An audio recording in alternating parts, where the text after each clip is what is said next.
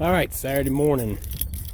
I'm to the point where I need to start fabricating my engine frame, and I've got the shaft ready to do that, and I've got all the drivetrain components to go with it, which is really exciting. A couple of pieces from that bolt to that bolt, so that'll set up an angled kind of deal on both sides. And then I'm going to put some straights coming straight out in line with the axis of the input shaft, as long as they need to be. And again, I've got to figure everything else out before I can tell how long they need to be. And then 2 cross members, everything nice and square, hole in each one for the shaft to pass through them, and mounting bolt holes for the pillow block bearings. Mock everything up, put the bearings in, put the shaft in, make sure there's enough, room to adjust to get everything nice and true. Then I'll weld everything up for real, get the shaft mounted in there, make sure everything spins nice and happy. Then that's strong enough to start to build on, put the engine mount structure into it. Of course, the engine mounting structure will also add strength to the subframe I'm putting in there, so not too bad. So I'm gonna go ahead and get going. It's Sunday. I'm back again. I got quite a bit more done yesterday than I expected. First of all, I got the shaft completed.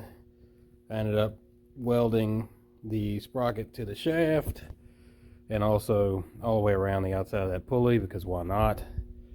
And I beefed up the weld on the hub there.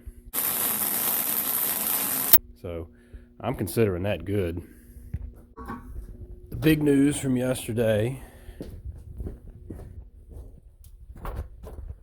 is I got the beginning of the frame in place. So today I'm doing cross members, and I'm going to try to get the bearings put in.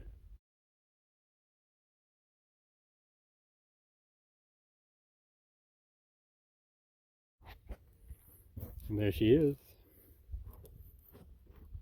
all tacked together, substantially tacked together, but to be removed.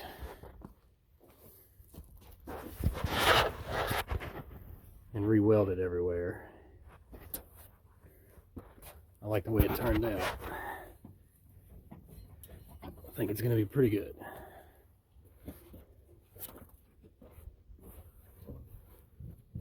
So next step, pull the whole thing off the bell housing, take it in the shop.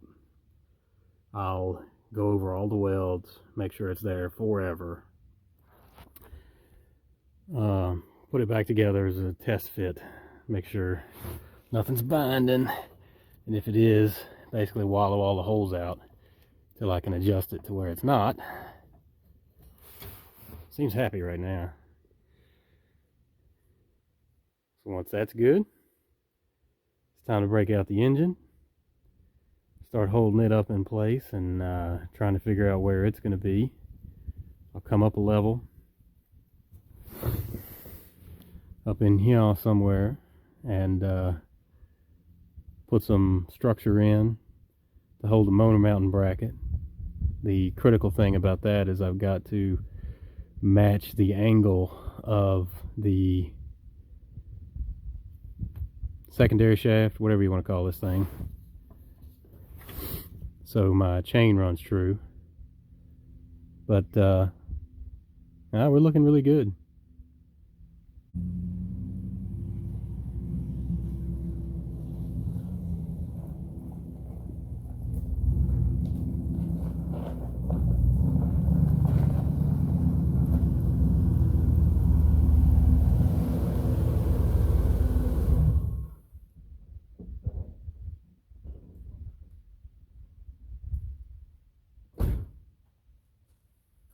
Oh, you beat me here. Good morning. Week 3, Saturday morning of the Tecumseh swap into the old International binder. So today we're going to put the engine on. So that's pretty cool. So in order to get the engine in, I'm going to need to pull the whole structure out here. I'm going to cinch down the bearing bolts a little bit to maintain the position, to get the most accurate crank angle in position as possible.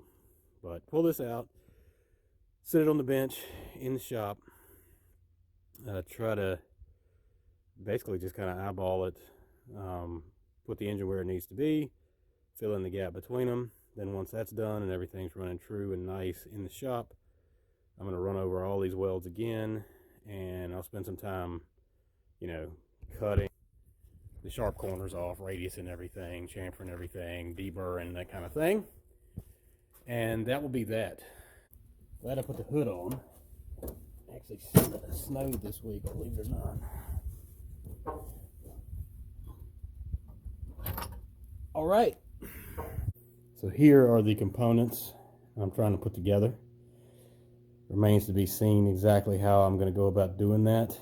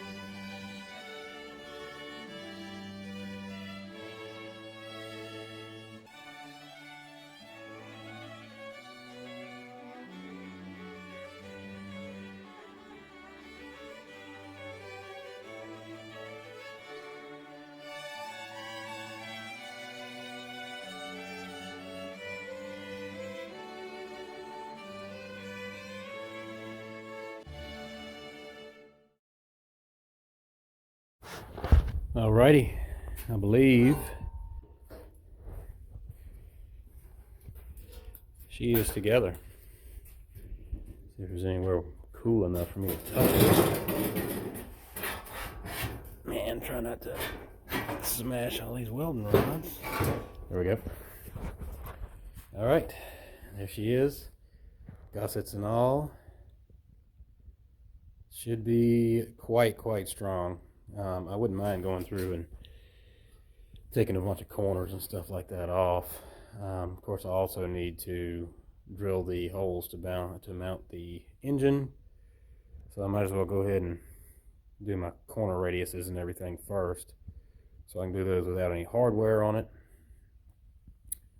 But I'm pretty happy. That was a lot of fun. I do enjoy doing a little bit of welding. Let me give me some eye protection. clean this weld up a little bit here. Ah, fresh. Fresh, fresh, fresh.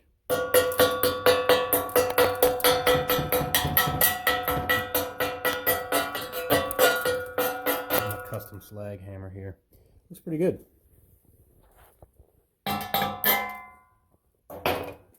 So, you can do a little sawing, a little grinding, and that'll be that on the weldment. I like it. Well, here it is. Engine is just loosely on, but the holes are there. There are bolts just sticking through. The holes are slotted. Got the chain on. Everything seems to run really nicely. Obviously, everything will have to be fine-tuned in the truck based on the axis of the transmission input shaft, but that's her.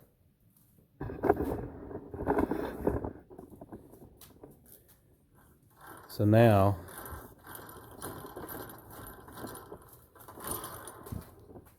I suppose I should put some paint on it. Happens to be the coldest day in almost 12 months today, which is going to make painting it pretty interesting, but I have got what I need. I've got a bunch of black Rust-Oleum, and oh, I do need to put some holes down here for theoretical motor mounts. I'm not even sure if I need them or not, but that's the package. Self-contained cooling, self-contained fuel system, self-contained exhaust system, no need for 12 volts, a drop-in replacement for the V8 out of the International. That'll make 80 foot-pounds at about 900 RPM. I think that's not too bad. All right, back again. I actually got the engine and everything kind of mocked up in the truck last night, which looked really sweet. You can see it. Oh yeah. Yes, sir. Did that last night. Kind of snuck back over to pick up my son, and did that on the slide. Took a bunch of pictures. And I'm glad I did, because the weather outside is pretty frightful.